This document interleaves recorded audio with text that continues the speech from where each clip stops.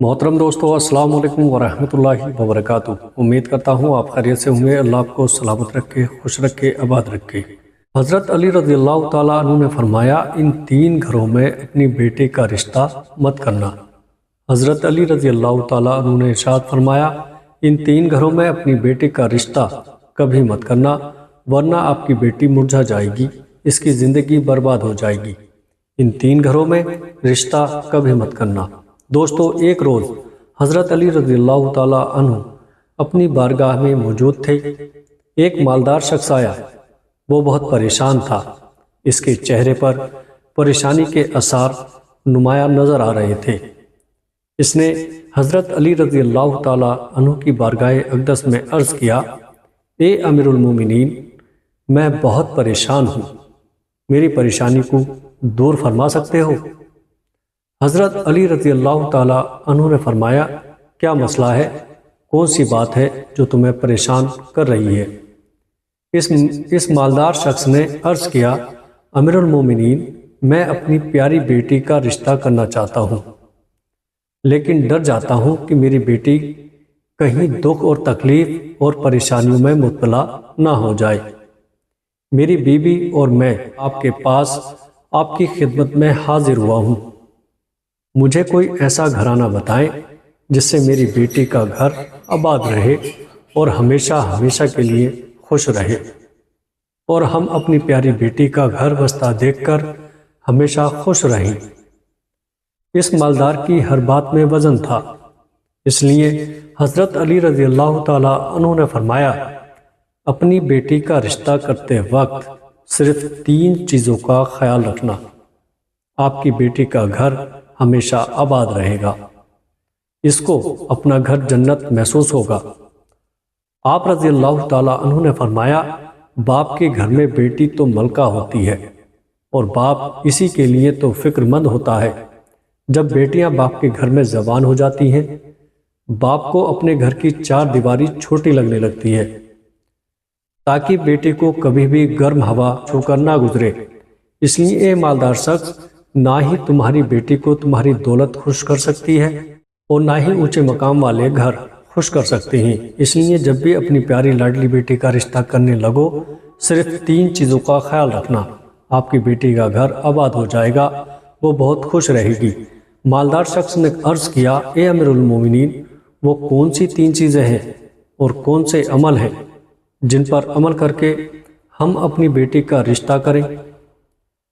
حضرت علی رضی اللہ تعالیٰ عنہ نے ارشاد فرمایا، اے مالدار شخص، یاد رکھنا، اپنی بیٹی کا رشتہ اس جگہ پر اس گھر میں نہ کرنا جہاں جس گھر میں عورتیں فیصلہ کرتی ہوں، مرد اس عورت کے فیصلے پر عمل کرتے ہوں۔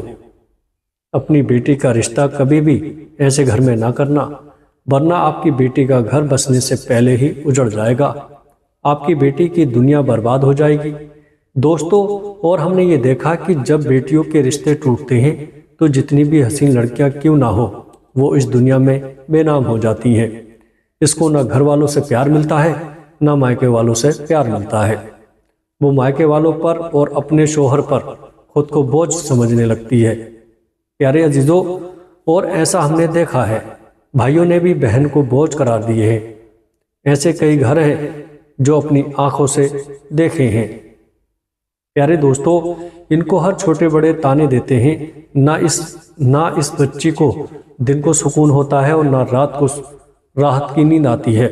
ماں باپ کو دیکھتی ہے تو اسی فکر میں رہتی ہے کہ میری وجہ سے میرا مائکہ یعنی ماں باپ، بھائی بہن، پورا گھر پریشان ہے، اور وہ گھٹ گھٹ کر مرنا شروع ہو جاتی ہے۔ آخرکار تھک ہار کر یا تو وہ اپنے شوہر کو اپنا لیتی ہے اور شوہر کے ظلم اور ستم کو اس کے تانوں کو گہنا بنا کر پہن لیتی ہے، یا پھر اپنی زندگی سے روٹھ کر بیمار پڑ جاتی ہے۔ اس لیے اے مالدار شخص، اس گھر میں اپنی بیٹی کا رشتہ کبھی نہ کرنا جس گھر کے فیصلے عورتیں کرتی ہوں۔ پیارے دوستو، نمبر 2، حضرت علی رضی اللہ تعالیٰ عنہ نے فرمایا، اے شخص، کبھی بھی اپنی بیٹی کا رشتہ اس گھر میں مت کرنا جہاں عورتوں کی عزت نہ کی جاتی ہو، جہاں صرف مرد ہی حکمرانی کرتا ہو۔ وہاں اپنی بیٹی کا رشتہ نہ کرنا، ورنہ تمہاری بیٹی کا گھر بسنے سے پہلے ہی اجڑ جائے گا۔ پیارے عزیزو، آپ نے اپنے ارد گرد یا کہیں نہ کہیں ضرور دیکھا اور سنا ہوگا کہ ایسے گھر بھی ہیں جو عورت کو اپنے جوتے کی نوک پر رکھتے ہیں۔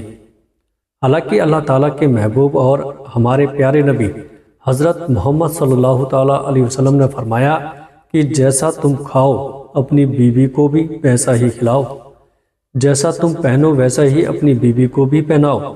لیکن ایسے گھر بھی ہیں جو خود کو اول سمجھتے ہیں، اور ایسے شخص بھی ہیں جو اپنی بیوی پر ظلم اور ستم کر کے خوش ہوتے ہیں اور کہتے ہیں ہم نے اپنی برادری میں اپنا نام اونچا کر لیا۔ پیارے عزیزو، حالانکہ وہ اپنا نقصان کر رہے ہیں اور اپنے لیے عذاب کا گڈھا کھود رہے ہیں۔ اس لیے اے شخص، اپنی بیٹی کا رشتہ اس گھر میں مت کرنا جہاں عورتوں کی عزت نہ ہوتی ہو۔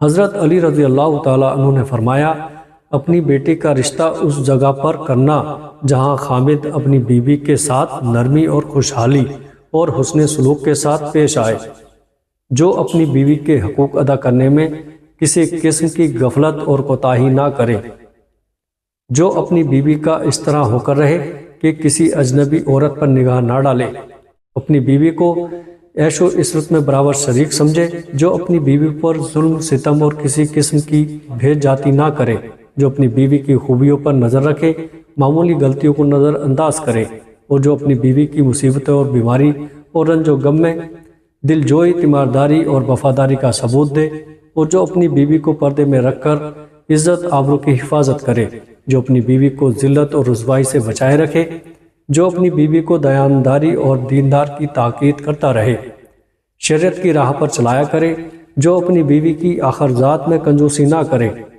جو اپنی بیوی پر اس طرح کنٹرول کرے کہ وہ کسی برائی کی طرف رخ بھی نہ کر سکتے۔ حضرت علی رضی اللہ تعالیٰ عنہ نے فرمایا، مالدار شخص اپنی بیٹی کا رشتہ اس گھر میں بھی مت کرنا جہاں ان کا کنبہ یعنی ان کے خاندان میں طلاق بہت زیادہ ہو۔ وہ گھرانہ جتنا بھی امیر ہو، چاہے ان کے پاس ہزاروں اونٹ کے کتار بھی کیوں نہ ہو، اپنی بیٹی کا رشتہ اس خاندان میں، اس گھرانے میں، اس گھر میں کبھی نہ کرنا جہاں عورتوں کو طلاق دینے کا رواج بہت زیادہ ہو۔ حالانکہ ایسے لوگ اللہ تعالیٰ کی پکڑ میں آتے ہیں۔